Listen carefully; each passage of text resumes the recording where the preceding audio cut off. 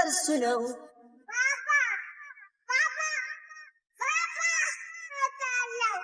ለነገ ምን ልተውልህ ችግኝ ነህና ዋርካ እንዳደርግህ ቸሩነ ቸር እንድትሳድር እንዳንለያይ እንዳታይ ችግር ፍቅሮ ወንዙ እንዲያጠግብህ የእናት ጓዳ እንዳይጎልብህ ሀገሩ ሰላም ያርግልኝ ልጄ አላሳ። ውድ ቤተሰቦቼ ተመልሼ መጥቻለሁ። ተመልሼ ስመጣ ማለት ነው ያልታደለ ልጅ እውነቴ ነው የምላችሁ። አሉልዬ ግን አላህ ራሱ ይጠብቅህ ማለት ነው። ብቻ አባቱ ዛሬ ደግሞ ሰክሯል መሰለኝ። ከምሬ ነው። እንዴት ነው የሚያደርገው? በእናታችሁ እውነት መስከር እንኳን ሳይሆን አንድ አይደለም የጠጣው ማለት ነው። 15 ጠጥተዋል ማለት ነው። አረማመዱ ራሱ እንዴት ነው የሚረማመደው?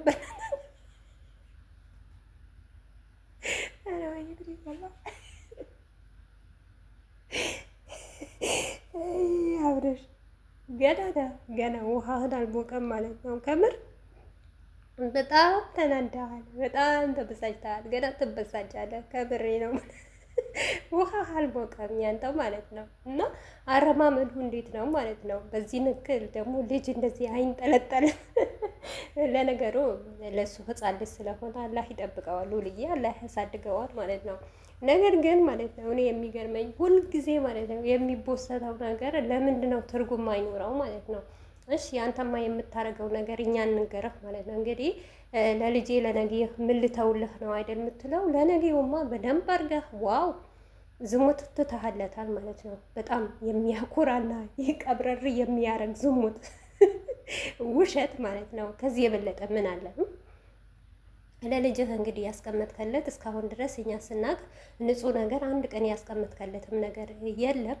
ያስቀመጥከለት ደግሞ ውሸት፣ ድራማ፣ ሴት ልጅ ዝቅ ማድረግ፣ ዝሙትን ማስተላለፍ፣ በአደባባይ ስሜትን መልቀቅ፣ ስንት ነገር ዘርዝረን አንጨረሰውም። ለሉል ማለት ያስቀመጥከው ይሄ ነው ማለት ነው። እንግዲህ ነገ ሉል አድጎ እነዚህ ቪዲዮዎች ፕራይቬት ራሱ ብታረግ ማለት ነው ወይም ደግሞ የሆነ የራስህ ሚስጥር ልጅህን የምታስረዳበት እንደዚህ ካልዋሸው እንደዚህ ሴት ልዝቅ ካላረኩ የሴትን ክብር ካነካውኝ እኔ ማደግና መፈመስ አልችልም ካልክ ያንን ነገር ሚስጥር ከያዝከለት እንጂ በቃ ለሉል የተቀመጠለት ይሄ ነው። እኔ ብቻ ሳይሆን ሁሉም ተመልካች የሚያየው ነገር ነው ማለት ነው። ያስተማርከው ዝሙት ነው። ነገ አድጎ ከአንተ ምንም አይነት ትምህርት ይማራል ብዬ አልልም። ምክንያቱም አንተ የምትተላለፈውና የምታመጣው የትኛው አባት ነው በ6 ወር ልጁ ትቶ ለሌላ ሴት ቀለበት የሚያደርገው? ይሄ ነው ያስቀመጥከለት እንጂ ለልጅህ ምንም አይነት ነገር ጥሩ ነገር አላስቀመጥክም። አይም ደግሞ ከአሁን ወዲህ ወደ ራሴ ተመልሼ ያለፉት ነገር አልፈዋል። አሁን ለልጅህ ምን አስቀምጣለሁ ካልክ እንቀበልሃለን እንጂ ከዚህ በፊት ምንም አይነት ነገር ለሉል አላስቀመጥከለትም። ሲቀጥል ምንድን ነው ያለው? እናትህ እንዳታጣ ምን ልሆንልህ ነው እንዴ?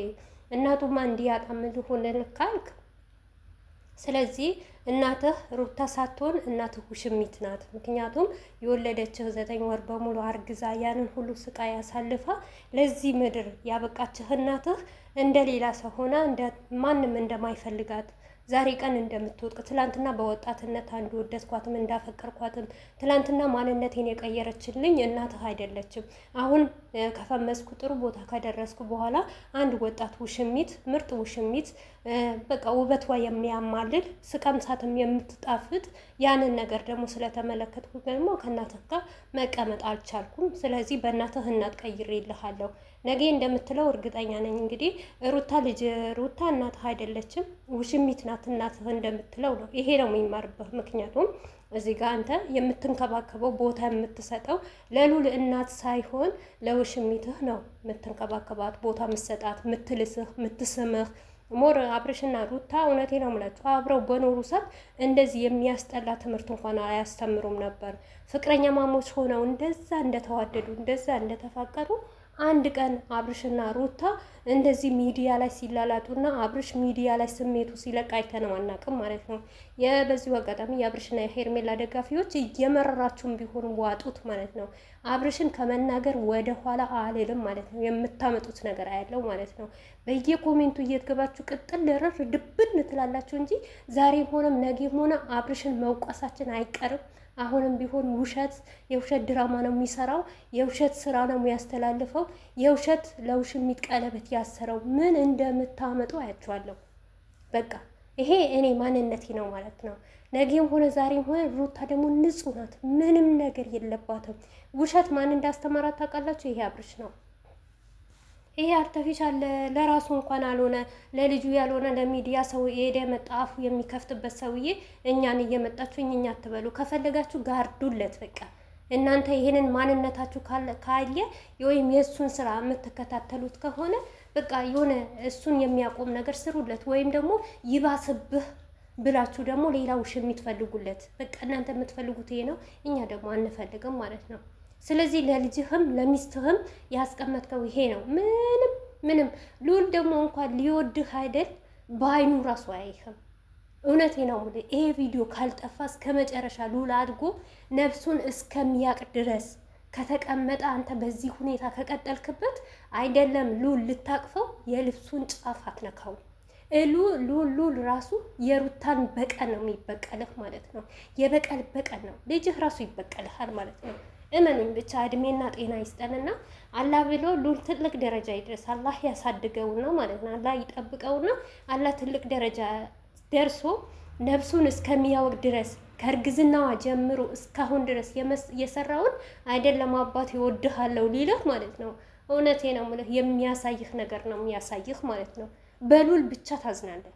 ሉል ብቻ ከዚህ ሚዲያ ያስጠፋሃል። አይደለም እዚህ እኛ ቪዲዮ የምንሰራና ተመልካች ሳይሆን ሉል ራሱ የት እንደሚያደርስህ ማለት ነው። የበቀል በቀል ነው ቢበቀልህ ማለት ነው። ዛሬ ነፍሱ ስላላወቀ ነው እንጂ አንተ እኮ ደህና አባት ብትሆን መልካም አባት ብትሆን ሉል ራሱ ዛሬ እውነቴ ነው የምልህ እዚህ ሚዲያ ላይ የሚወጣበት ሰዓት አይደለም። እህትህን አታይም እንዴ? ተመልከት።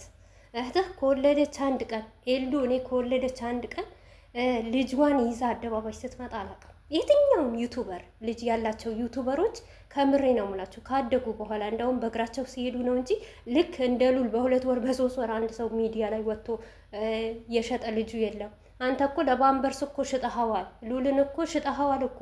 በሉል እኮ ውሽሚትን ትላንትና የመጣች ውሽሚት ቀይረሃል፣ በቤተሰቦችህን ቀይረሃል።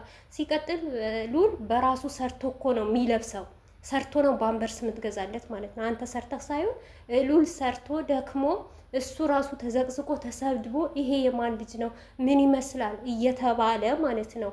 እና የራሱ ባምበርስ እና የራሱ ወተት እንደሚገዛ አሁን ካሁኑ ራሱ ማወቅ አለብህ ማለት ነው። አንተ እንደ አባት ነህ። ወይኔ ሉል ደግሞ አንተን ይወድሃል። ጭራሽ አላልኩም። አንዳንዴ የምትቦስተው ነገር ብሰክርም እንኳን ለካሜራ እነዚህ ለሰራተኞች ከዚችን ቆርቆሮ መኪና ማለት ነው አናታችን ላይ ወጣ። ደግሞ ቆርቆሮ መኪና ያንተ ቢሆን እኮ አሪፍ ነበረ። የመዳም ቅመም የገዛችው ቆርቆሮ መኪናህና እቺ 400 ሰብስክራይብ ወጣህ ማለት ነው። በአናታችን ላይ ልሸናው ማለት ነው። እኛ ደግሞ በአናታችን ላይ እንድትሸና አንፈቅድም። ምክንያቱም እንደዚህ የተናገርኩት የሱ ኦዲየንስ